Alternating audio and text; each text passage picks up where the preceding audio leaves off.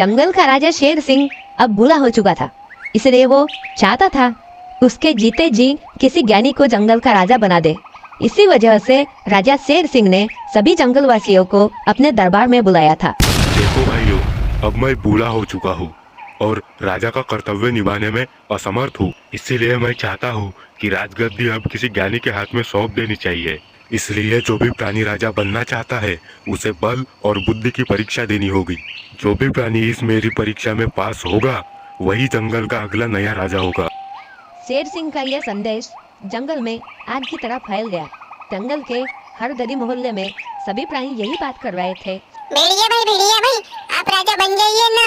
आप तो अक्लमंद भी है, चतुर भी है और बुद्धिमान भी है। हाँ, वो सब तो ठीक है, लेकिन मैं राजा बनने के लायक नहीं हूँ। जंगल का राजा तो शेर ही होता है। शेर खान को अपने बेटे को ही राजा बनाना चाहिए। हाँ, मगर शेर सिंह चाहते हैं कि जो भी इस कसौटी पर खरा उतरेगा वही जंगल का राजा होगा। भाई, शेर सिंह तो बड़ा ही अक्लमंद राजा है। मैं तो उनके इम्तिहान में पास भी नहीं हो सकता। दूसरी ओर शेरनी के मुंह बोले भाई लोमड़ी को भी राजा बनने की इच्छा हुई। इसीलिए वो शेरनी के पास जाकर बोलता है, दीदी, क्या आपने सुना? जीजाजी राजगद्दी छोड़ने वाले हैं। हाँ मेरे भाई, मैंने सुना। तो क्या दीदी, मैं राजा बनने के लायक नहीं हूँ? तुम राजा बनने के लायक हो, लेकिन तुम्हें शेर सिंह के इम्तिहान में पास होना पड़ेगा। क्या तुम इसके लिए तैयार हो? लोमड़ी के हाथ आते ही शेरनी लोमड़ी को लेकर शेर सिंह के पास पहुंच जाती है। लोमड़ी के साथ शेरनी को देखकर शेर सिंह बोला, महारानी, आप इस वक्त यहाँ? हाँ महाराज, मैं अपने मुंह बोले भाई को लेकर किसी मकसद के आपके पास आई हूँ। हाँ शेरनी, बताओ तुम साले साहब को लेकर यहाँ क्यों आई हो?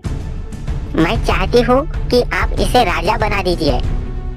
महारानी, ये नहीं हो सकता। मगर क्यों? आखिर लोमड़ी क्यों नहीं राजा बन सकता? क्योंकि ये प्राणी राज परिवार से ताल्लुक नहीं रखता। महाराज, ये तो गलत बात हो गई। अगर नेता का बेटा ही नेता बनेगा तो हम में और इंसानों में क्या फर्क रह जाएगा? और आपने तो कहा था जीजाजी, जो ज्ञानी होगा उसे आप राजा बनाएंगे। तो क्या मैं ज्ञानी नहीं हूँ? मैंने तो ये भी कहा था कि जो बल और बुद्धि की परीक्षा में पास होगा वही अगला राजा बनेगा। महाराज, याद कीजिए वो दिन जब शिकारियों ने आपको बंदी बना लिया था। तब मैंने ही आपकी जान बचाई थी और आपने उस दिन मुझे एक वचन दिया था। महारानी, आपने हमारी जान बचाई है। मांगो, तुम्हें क्या चाहिए? महाराज, अभी मुझे कुछ नहीं चाहिए। अगर आप देना ही चाहते हैं तो मुझे एक वचन दीजिए कि वक्त आने पर मैं जो मांगू वो आप मुझे देंगे। मैं वचन देता हूँ कि वक्त आने पर तुम जो मांगोगी वो मैं तुम्हें दूंगा। अगर आपको वचन याद है तो वादा निभाइए और मेरे मुंह बोले भाई को राजा बना दीजिए। ठीक है, तुम्हारे कहने पर मैं इसे राजा बनाने के लिए तैयार हूँ, लेकिन इसे मेरी परीक्षा में पास होना पड़ेगा। मैं कोई भी परीक्षा देने के लिए तैयार हूँ जीजाजी। ठीक उसी वक्त नदी की दूसरी तरफ से कुछ कूदने करने की आवाज आती है। ठीक है लोमड़ी, तो बताओ ये किसकी आवाज है? ओह, इतना आसान सवाल, मैं अभी पता लगा कर आता हूँ।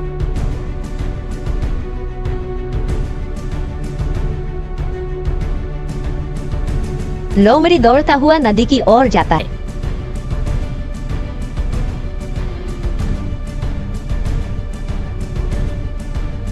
और कुछ ही देर में वापस आकर शेर सिंह से कहती है, महाराज, नदी के उस पार कुछ शिकारी लोग आए हुए हैं और वो बंदूक से गोली चलाकर शिकार करने की प्रैक्टिस कर रहे हैं। तो ठीक है, अब पता लगाओ कि वहाँ कितने शिकारी है। राजा बनने के लिए थोड़ी मेहनत तो करनी पड़ेगी ना। मैं अभी पता लगा कर आता हूँ जीजाजी। शिकारियों की गिनती करने के लिए लोमड़ी दौड़ता हुआ नदी के पास चला जाता है और कुछ ही देर में वापस आकर शेर सिंह से कहता है,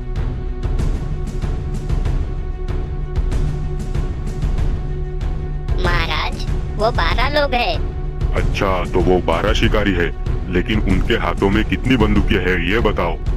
तेरे की बंदूकी तो मैंने गिनी ही नहीं, अभी गिन कर आता हूँ। एक बार फिर लोमड़ी बंदूकों की गिनती करने के लिए नदी की ओर दौड़ता है।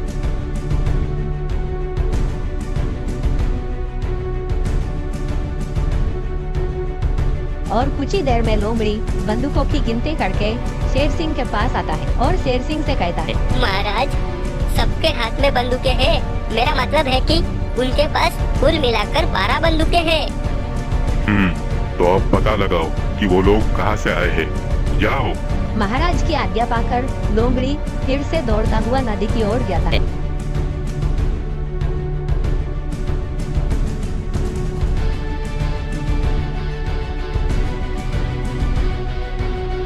हे भगवान, शेर सिंह ने तो दौड़ा दौड़ा कर मेरी हालत खराब कर दी। कहीं ये शिकारी लोग मुझे गोली ना मार दे। मुझे तो अब डर भी लगने लगा है, लेकिन अब जाना तो पड़ेगा ही ना। आखिर राजा जो बनना है।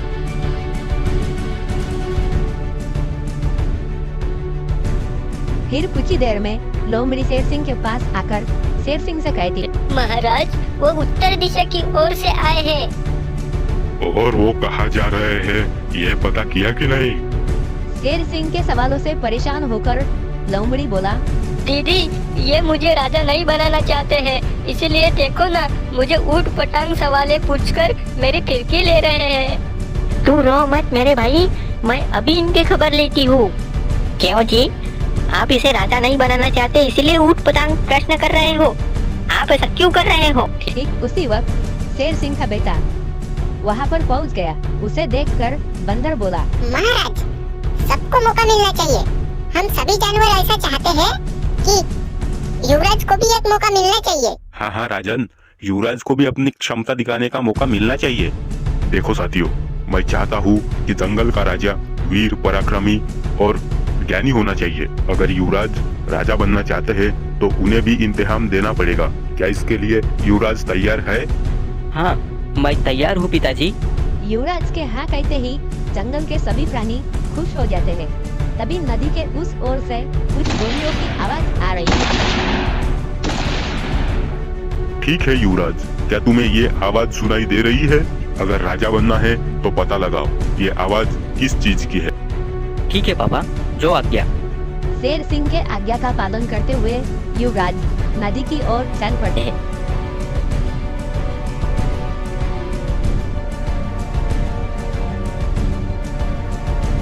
मगर काफी देर होने के बाद भी युवराज नहीं लौटे। यह सब देखकर खट्टी मन से लोमड़ी ने कहा, माफ करना महाराज, इतना समय बीत गया मगर युवराज अभी तक नहीं लौटे। इतनी देर में तो मैं 10-15 बार जाकर वापस लौट आता। थोड़ा सब्र रखो लोमड़ी, युवराज जरूर वापस आएंगे। और अगर वो वापस नहीं आए तो मैं ही राजा बनूंगा। ठीक उसी वक्त युवराज वापस लौटकर आ गए।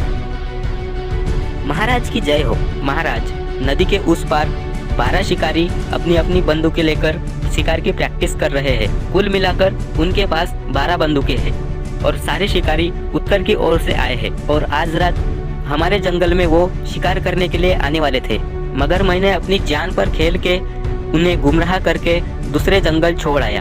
क्या तुमने अपने जान की परवाह भी नहीं की युवराज? नहीं, जैसे ही उन्होंने मुझे देखा वो मेरे पीछे पड़ गए और अपनी बंदूक से मेरे ऊपर कई फायर किए। मगर उस वक्त शिकारियों से अपनी जान बचाना मेरा मकसद नहीं था, तो इस जंगल को बचाना मेरा कर्तव्य था। इसीलिए मैंने अपनी जान पर खेलकर सारे शिकारियों को गुमराह करके दूसरे जंगल छोड़ आया और इसी चक्कर में मुझे यहाँ आने में थोड़ी सी देर हो गई। यह सब सुनकर लोमड़ी का सिर शर्म से झुक गया। महाराज, बगल में छोरा और गांव में ढिंडोरा, युवराज ही राजा बनने के लायक है। क्यों भाइयों? युवराज को ही राजा बनाइए महाराज। युवराज को ही राजा बनाइए महाराज। महारानी, मैं इम्तिहान लिए बगैर ही युवराज को राजा घोषित कर सकता था, मगर वो इस लायक है या नहीं है यह जानना मेरा कर्तव्य है।